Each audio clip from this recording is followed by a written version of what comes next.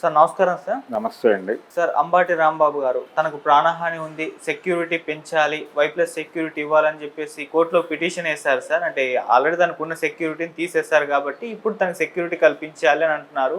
మరి సెక్యూరిటీ కల్పిస్తారంటారా? నిజంగా ప్రాణహాని ఉందా? సిచ్యువేషన్ అనిపిస్తుంది అంటారా సార్? ప్రాణహాని ఉంది అనే అభిప్రాయం ప్రతి ఒక్కరికి ఉంటుంది.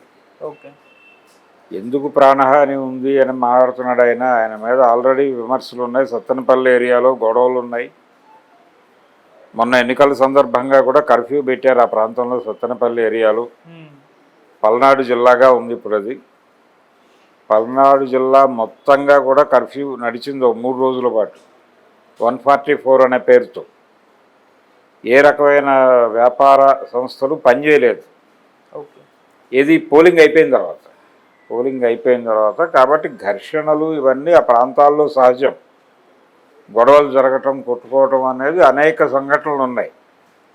ఈ నేపథ్యంలో ఇప్పుడు ఈయన అధికారంలో లేడు కాబట్టి, ఆయన పార్టీ అధికారంలో లేదు కాబట్టి ఎవరైనా పాత గొడవలు మనసులో పెట్టుకుని దాడి చేస్తే ఏంటి పరిస్థితి అనేది గొడవ. అందుకని సెక్యూరిటీ ఉంటే బెటరు అని అనుకుంటున్నాడు ఆయన. కొత్తగా అంటే ఎవరో తన మీద దాడి చేస్తారు, ఏదో తను చేశాడు అని కాదు. పాత గొడవలు మనసులో పెట్టుకుని ఈ వెసులుబాటును వినియోగించుకుని ఎవరైనా దాడి చేస్తారేమో అని భయం. కక్ష సాధింపు చర్యల్లో భాగంగా ఎట్నుంచి ఏ ప్రమాదం పొంచి ఉంటుందో అనే భయం. ఈ భయాల కారణంగా ఆయన సెక్యూరిటీ పర్సనల్ లెవెల్లోనే అడిగాడు. ఆల్రెడీ ఈ ప్రయత్నం అందరూ చేస్తున్నారు. అంబటి రాంబాబు ఒక్కడే కాదు, ఎవరైతే మంత్రులుగా పనిచేసి ప్రత్యేక భద్రతా ఏర్పాట్లలో కొంతకాలం జీవించారో అవి పోయిన తర్వాత ఆ జీవనం పోతుంది, ఆ సెక్యూరిటీ పోతే ఏదైనా జరుగుతుంది అనేటువంటి భయం చొప్పున ఇలా ఇది కొనసాగితే బాగుంటుందని అనుకుంటారు. అది సైకలాజికల్ ఫ్యాక్టర్. అందులో భాగంగానే అక్కడ అంబటి రాంబాబు గారు కూడా అడుగుతున్నాడు, అయ్యా నాకు సెక్యూరిటీ పునరుద్ధరించడం మాత్రమే కాదు, ఇంకొంచెం ఎన్హాన్స్ చేసేవ్వండి అని అడుగుతున్నాడు. ఎన్హాన్స్మెంట్ ఎందుకంటే తను ఉంటున్నటువంటి ఏరియా సెన్సిటివ్ ఏరియా కాబట్టి ఆ ఏరియాలో దాడి చేయటం చాలా తేలిక. అందుకని అలాంటి దాడులు ఏమైనా జరిగే ఛాన్సెస్ ఉన్నాయి కాబట్టి నాకు కొంచెం సెక్యూరిటీ ఇవ్వండి అని అడుగుతున్నాడు ఆయన, అంతే. ఓకే. ఈ మధ్యకాలంలో చాలామంది సెక్యూరిటీ అవసరం ఉన్నా లేకపోయినా అది ఒక స్టేటస్ సింబల్గా మారిపోయింది. ఒక గన్ మ్యాన్ ఉండటం అనేది స్టేటస్ సింబల్గా మారిపోయింది. అదే మీకు గన్ మ్యాన్ కూడా లేరా అని అడుగుతున్నారు. ఒకప్పుడు మీకు సైకిల్ లేదా అని అడిగేవాళ్ళు, తర్వాత కారు లేదా అని అడిగారు, మధ్యలో మోటార్ సైకిల్ లేదా అడిగారు, ఇప్పుడు సెక్యూరిటీ లేదా అని అడుగుతున్నారు. అది కూడా ఒక ఆభరణంగా మారిపోయిందని గుర్తించాలి. ఎప్పుడైతే భారతదేశంలో లిబరలైజ్డ్ ఎకానమీ మొదలైందో ఈ సెక్యూరిటీ కేటాయింపులు అనే పని మొదలైంది. ప్రైవేట్ వ్యక్తులకి కూడా. ప్రైవేట్ వ్యక్తులకు మేము సెక్యూరిటీ కల్పిస్తాము, కాకపోతే దానికి ఎంత పేమెంట్ ఇవ్వాలి అని అదొక ఆదాయ మార్గంగా చూసింది పోలీస్ విభాగం. అదే ఇప్పుడు కూడా జరుగుతోంది. అందుకనే వాళ్ళు మీకు అవసరమైతే చిరంజీవి గారిని మీ ఇంటికి పంపిస్తాం, మీరు ఎంత పే చేస్తారో చెప్పండి అనే పరిస్థితికి బిజినెస్గా మారిపోయింది. ఈ కండిషన్లో ఇదొక ఆభరణంగా సెక్యూరిటీ మారిపోయింది అనే విషయం గమనిస్తే ఎందుకంత వెంపర్లాడుతున్నాడు అంబటి రాంబాబు అనేది అర్థమవుతుంది. ఆ వెంపర్లాట వెనకాల స్టేటస్ సింబల్, దాన్ని చూపించుకోవాలనే తపన, తానేదో రకరకాల మందితో వ్యతిరేకంగా ఉన్నట్టుగా ఒక ప్రొజెక్షన్, ఇవన్నీ కావాలి ఆయన. అందుకని ఈ ఆందోళనలు, ఈ గొడవలు చేస్తున్నాడు. అది కోర్టు ఎలా డెసిషన్ ఇస్తుంది, ఆయన ఏమి ఇక్కడ పని కాకపోతే కోర్టుకు వెళ్ళే ప్రయత్నంలో ఉన్నాడు. అక్కడ ఎన్ఆర్కి వర్కౌట్ అవుతుంది అనేది చూడాలి.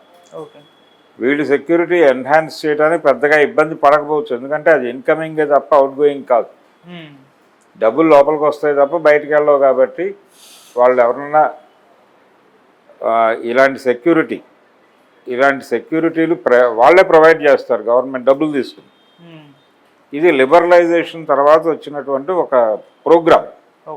అంటే పోలీసుల్ని అద్దెకివ్వటం, తుపాకులు అద్దెకివ్వటం, ఓపెన్గా మాట్లాడుకోవాలంటే.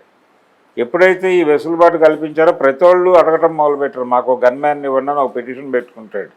ఏదో భద్రతా నాకు ఇబ్బంది ఉంది, మా బావమరిదో లేకపోతే మా బావమరిదో నా మీద కక్ష ఉంది, ఆడెప్పుడు నన్ను చంపేసే ప్రమాదం ఉంది నాకు గన్మ్యాన్ ఇవ్వండి అని అడుగుతాడు. ఏదో ఇన్సిడెంట్ చూపించి వాళ్ళు ఇస్తారు.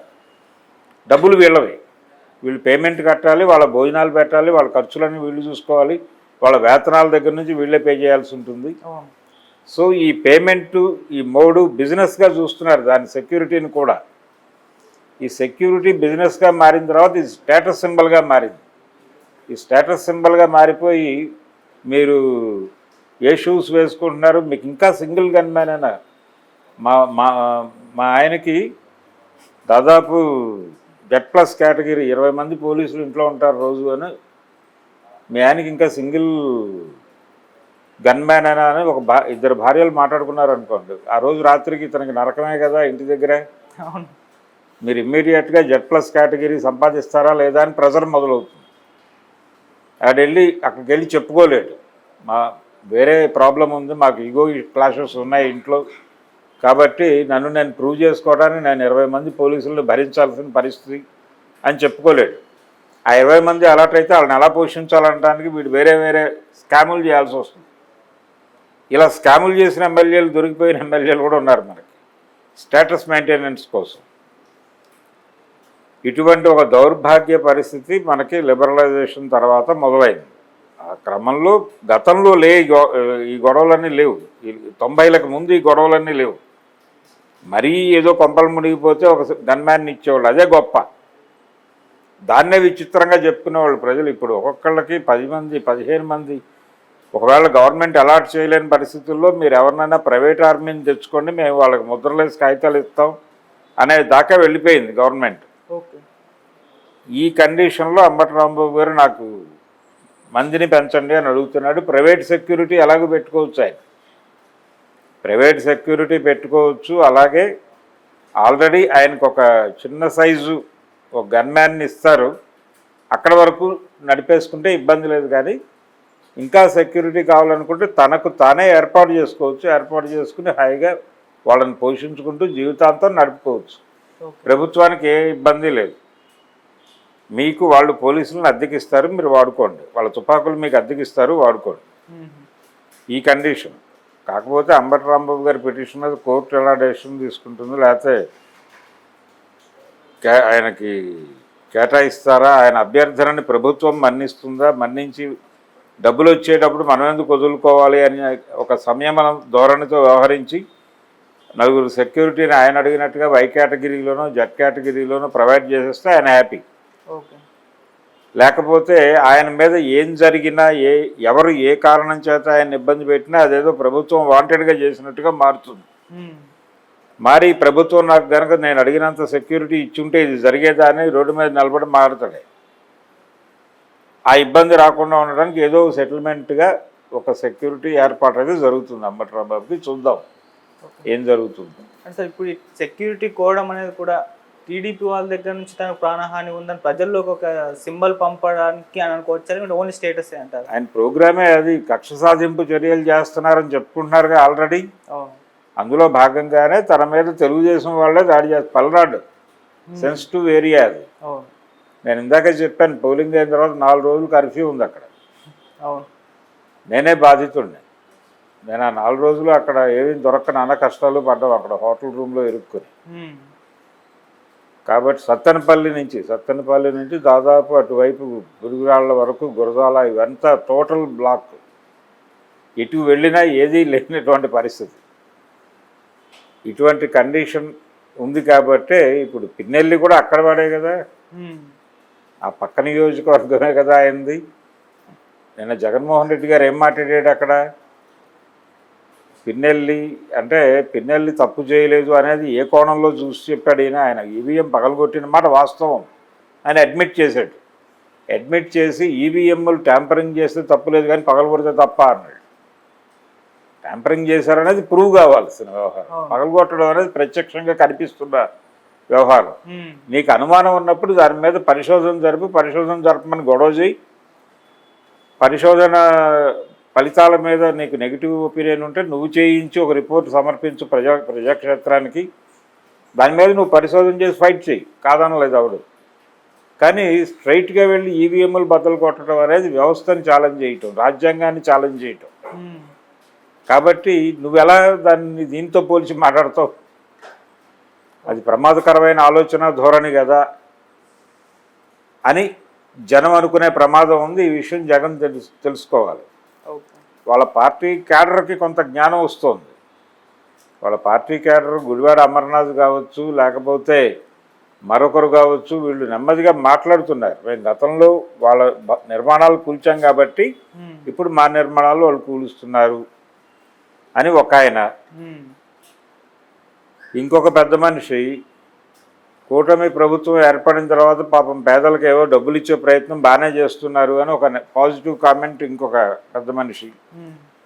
కేతిరెడ్డి ఇలాంటి వాడైతే మనం దీంతో ఈ రిఫ్ట్లో వెళ్లాల్సిన అవసరం లేదు అనటంలో ఆయన. ఇలా చాలామంది మాట్లాడుతున్నారు. అంటే క్యాడర్లో మార్పు వచ్చింది, దిగువ శ్రేణి పై స్థాయిలో ద్వితీయ శ్రేణి నాయకుల్లో మార్పు వచ్చింది, కానీ జగన్మోహన్ రెడ్డిలో మార్పు రావట్లేదు. ఆయన అదే మూసలో ఉన్నాడు, వీళ్ళేమో భయపడిపోతున్నారు. ఇది కండిషన్లో ప్రస్తుతం ఏపీ వైఎస్ఆర్సీపీ ఉంది. ఓకే. అందుకని తెలుగుదేశం నుంచో మరో దాని నుంచో ప్రాణహానులు ఉంటాయనే వీళ్ళందరూ గన్మ్యాన్లని వాళ్ళని వీళ్ళని ఒక ప్రొటెక్షన్ ఫోర్స్ని అవసరమైతే సిఆర్పిని దింపమని కూడా అడిగినా ఆశ్చర్యం లేదు. చూడాలి. ఎమర్జెన్సీ పెడితే బాగుంటుందనే మాట కూడా, రాష్ట్రపతి పాలన పెడితే బాగుంటుందనే మాటలు కూడా వాళ్ళు మాట్లాడేస్తున్నారు బయటకి. ఏది మొన్న పోలింగ్ తర్వాత ప్రభుత్వ ఏర్పాటుకి మధ్య జరిగినటువంటి దాడుల నేపథ్యంలో ఈ మాటలు వాడేశారు, వాడుతున్నారు కూడా. ఈ ధోరణి ప్రమాదం. యాక్టివ్ అపోజిషన్ అనే నినాదమే తప్పు. అది వైసీపీ అర్థం చేసుకోవాల్సి ఉంటుంది. Okay sir, thank you so much sir. Thank you.